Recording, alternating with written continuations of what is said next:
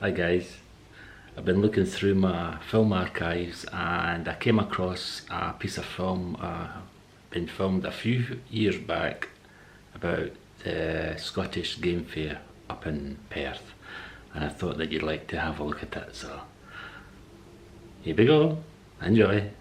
I'm going to wait to get some camera gear cleaned up for going out, so let's go.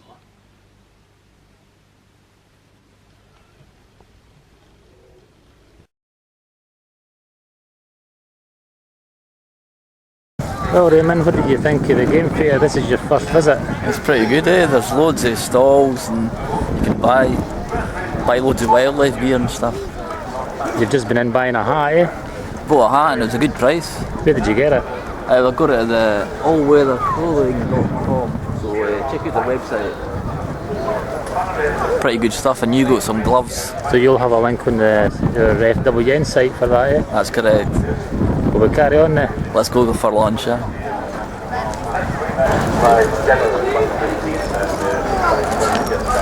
Oh, eh? These are the ones that you usually get. There's my badge there, that one there. You want any more?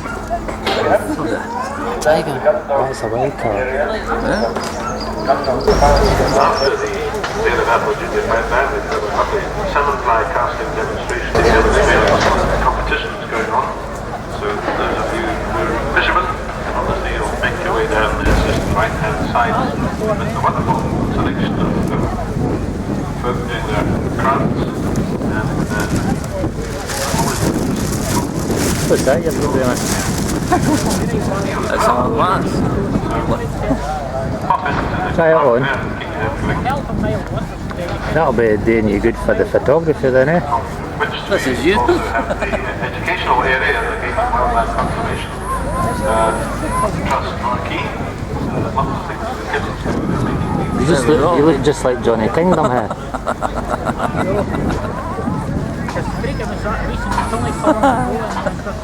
Magic. Welcome them back. It's on this morning, but they're very regular attenders here at the Game Fair, and we do enjoy their music very much.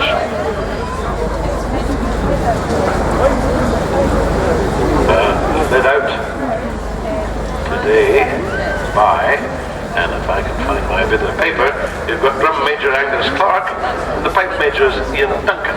So come round to the ring and come and listen and enjoy the music from the Dale Athol Junior Pipe Band.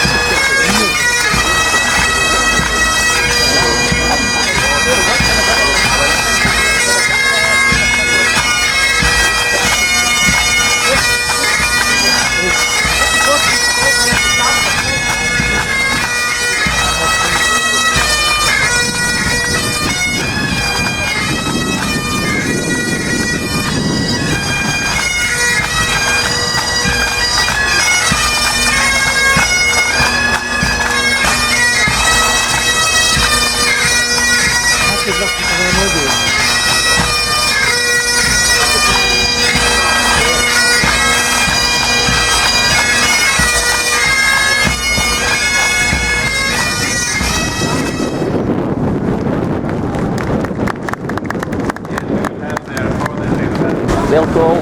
We're here at the fishing.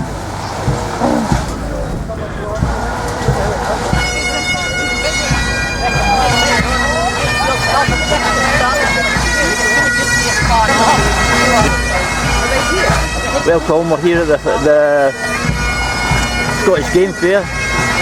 What do you think? Well, as you can see, it's a beautiful day. After a couple of days of rain, it's turned out really nice. So, but the last time I was here was 4 years ago, and it brings back good memories. It gives you that good summery feeling that summer's finally arrived. But what a time! You finished? What are you talking about this? Probably not really hear it in that.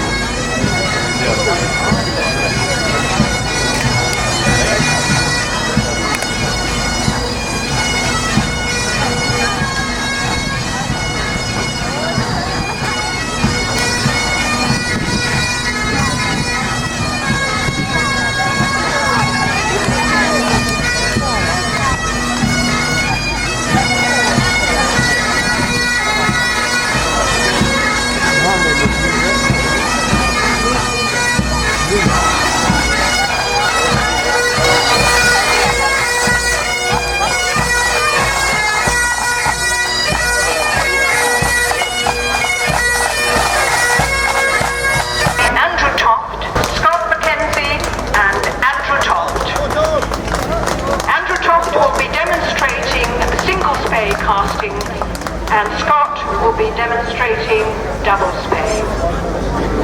Thank you, gentlemen.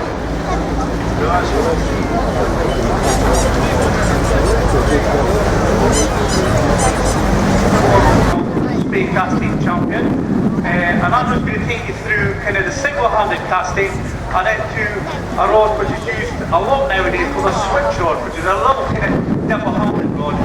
So I'm just going to take you through the spade casting with the different rods, and then I'll come on a wee bit later and go on with the more conventional double-handed rod, which is probably more known for the spade casting.